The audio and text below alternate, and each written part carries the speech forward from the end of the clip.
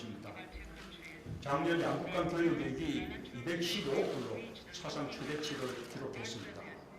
우리는 2030년까지 교역액 500억 불을 달성하기 위해 더욱 긴밀히 협력하기로 했습니다. 이를 위해 한인도 포괄적 경제 동반자 협정 개설 협상을 이런 시일 내에 마무리하고 수입 규제 완화, 원산지 증명, 전자교환 등을 통해 무역 환경을 개선하기로 했습니다. 모디 총리님은 한국 기업들의 투자가 인도 제조업 육성에 더 큰 기여를 할 수 있도록 한국 기업들이 보다 자유롭게 활동할 수 있게 여건을 개선해 나갈 것을 약속하셨습니다. 우리는 철도, 항만 등 인프라 개발 사업과 농수산 분야까지 협력을 확대하기로 했습니다. 아울러 양국 정부는 경제 활력을 주도하는 양국 스타트업 간 교류 협력을 적극 지원하기로 했습니다. 창의적 아이디어와 기술력을 갖춘 한국 스타트업이 인도에 더 많이 진출하게 될 것입니다. 우리는 올해 안에 설치되어 양국 미래 협력을 이끌 한인도 연구혁신협력센터와 한인도 미래 비전 전략그룹에 대한 높은 기대를 공유했습니다. 앞으로 인공지능, 로보틱스, ICT 연구와 상용화, 헬스케어, 전기차 공동 연구 개발이 더욱 활발해질 것입니다. 양국의 우주 분야 협력도 인도와 한국이 공동으로 달을 탐사하는 날까지 계속될 것입니다. 나는 국제 태양광 동맹을 이끌며 기후변화에 능동적으로 대응하고 있는 인도의 지도력을 평가하고 미래 에너지 원인 태양광 보급을 위해 인도와 계속 협력해 나가기로 했습니다. 셋째, 우리는 양국의 평화와 안정뿐만 아니라 한반도와 영내 평화를 위해서도 함께 노력할 것입니다. 우리 두 정상은 국방, 방산 분야에서의 전략적인 교류와 협력을 강화하기로 했습니다. 평화를 만들어가는 과정에 양국이 서로에게 실질적인 도움과 힘이 되길 희망합니다. 모디 총리님은 다음 주 제2차 북미 정상회담을 통해 한반도의 완전한 비핵화와 항구적 평화 정착이 앞당겨질 것이라고 전망하고 한반도 평화에 대한 변함없는 지지를 보여주셨습니다. 언제나 큰 힘이 되어주시는 총리님과 인도 국민들의 성원에 이 자리를 빌려 감사 인사를 드립니다. 인도에는 1+1은 11이 된다라는 교훈이 있다고 합니다. 인도와 한국이 계속해서 서로 힘과 지혜를 모으며 서로에게 가장 든든한 동반자가 되어 산술할 수 없는 큰 성과를 이루길 기대합니다. 양국 국민은 함께 행복하고 양국은 함께 번영할 것입니다. 다시 한번 한국을 국빈 방문해 주신 모디 총리님과 인도 대표단 여러분께 감사드립니다. 단야와 감사합니다.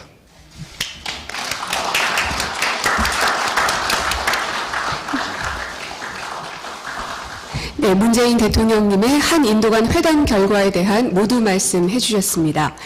이어서 나렌드라 모디 인도공화국 총리님의 말씀을 듣도록 하겠습니다. Your Excellency, Rashtrapati Moon Jae-in, distinguished delegates, friends, Annyeong Haseyo, नमस्कार। Korea आने के निमंत्रण के लिए और हमारे गर्मजोशी भरे स्वागत के लिए मैं राष्ट्रपति मून का हृदय से बहुत बहुत आभार प्रकट करता हूं। मैंने पहले भी कई बार कहा है और जब मैं प्रधानमंत्री नहीं बना था तब से मेरा मानना रहा है कि भारत के विकास के लिए कोरिया का मॉडल शायद सबसे अधिक अनुकरणीय है। कोरिया की प्रगति भारत के लिए प्रेरणा का स्रोत है और इसलिए कोरिया की यात्रा करना मेरे लिए हमेशा प्रसन्नता का विषय होता है। फ्रेंड्स, पिछले वर्ष जुलाई में हमें राष्ट्रपति मून का भारत में स्वागत करने का अवसर मिला था। ईस्ट एशिया समिट और G20 समिट के समय भी हमारी मुलाकातें हुई। मैंने अनुभव किया है कि भारत की एक्ट ईस्ट पॉलिसी और कोरिया की न्यू सदर्न पॉलिसी का तालमेल हमारी स्पेशल स्ट्रेटेजिक पार्टनरशिप को और अधिक गहराई और मजबूती देने का सुदृढ़ प्लेटफॉर्म दे रहा है।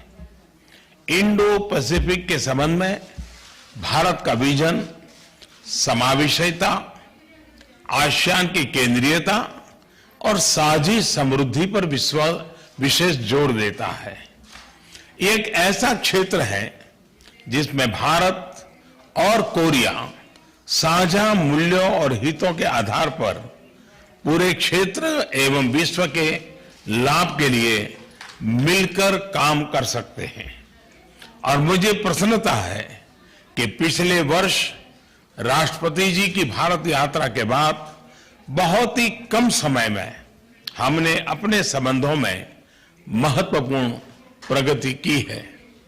यह प्रगति और भविष्य में हमारे संबंधों का रोड मैप पीपल, पीस और प्रॉस्पेरिटी के हमारे साझा विजन पर आधारित है।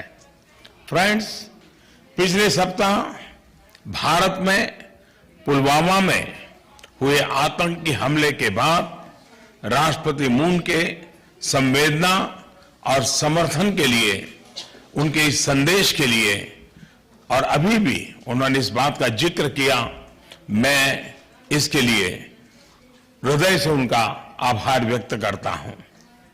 हम आतंकवाद के खिलाफ अपने द्विपक्षीय और अंतर्राष्ट्रीय सहयोग और समन्वय को और अधिक मजबूत करने के लिए प्रतिबद्ध है।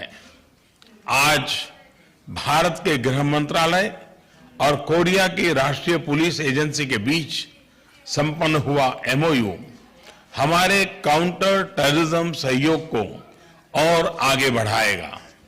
और अब समय आ गया है कि वैश्विक समुदाय भी बातों से आगे बढ़कर इस समस्या के विरोध में एकजुट होकर कार्रवाई करें। फ्रेंड्स, भारत के आर्थिक परिवर्तन में हम कोरिया को मूल्यवान साझेदार मानते हैं। हमारे ट्रेड और इन्वेस्टमेंट संबंध बढ़ रहे हैं। आज राष्ट्रपति मून और मैंने 2030 तक हमारे द्विपक्षीय व्यापार को बढ़ाकर $50 बिलियन तक ले जाने के लक्ष्य के प्रति अपना कमिटमेंट दोहराया है।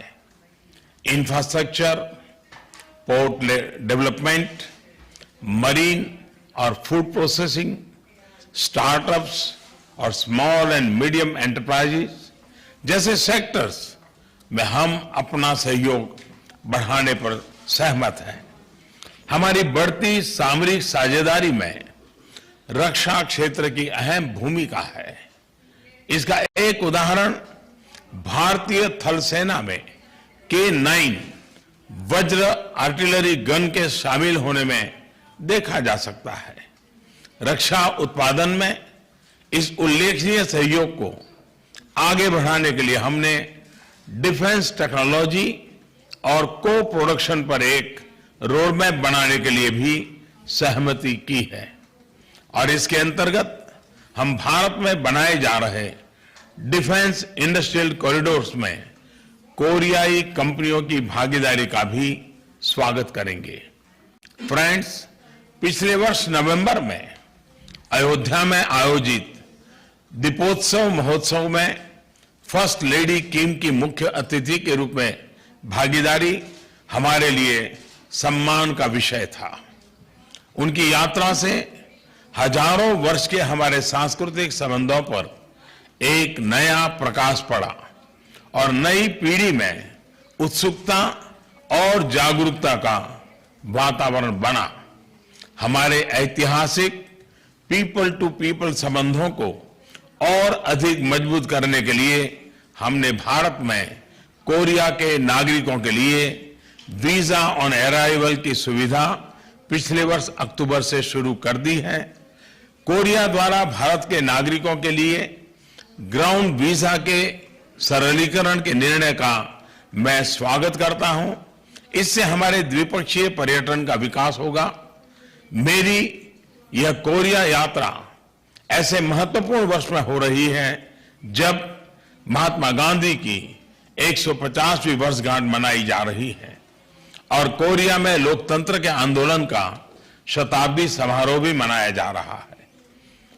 हमारे महात्मा गांधी स्मरणोत्सव संग्रह के लिए राष्ट्रपति मून द्वारा लिखी गई श्रद्धांजलि के लिए मैं उनका बहुत बहुत आभारी हूं।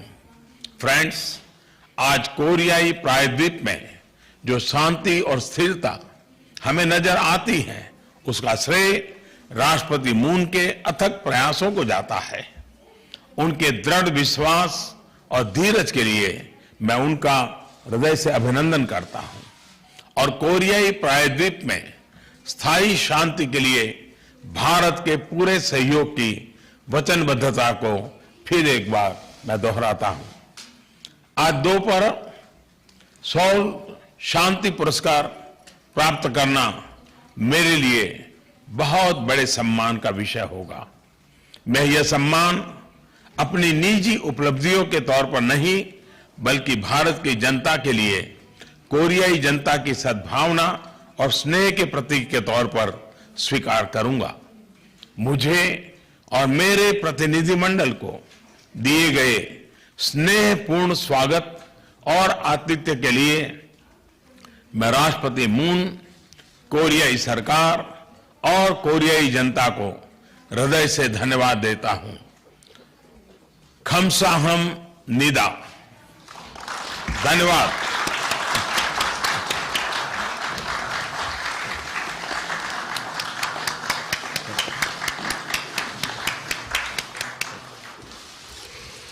감사합니다. 이것으로 대한민국 문재인 대통령과 인도공화국 나렌드라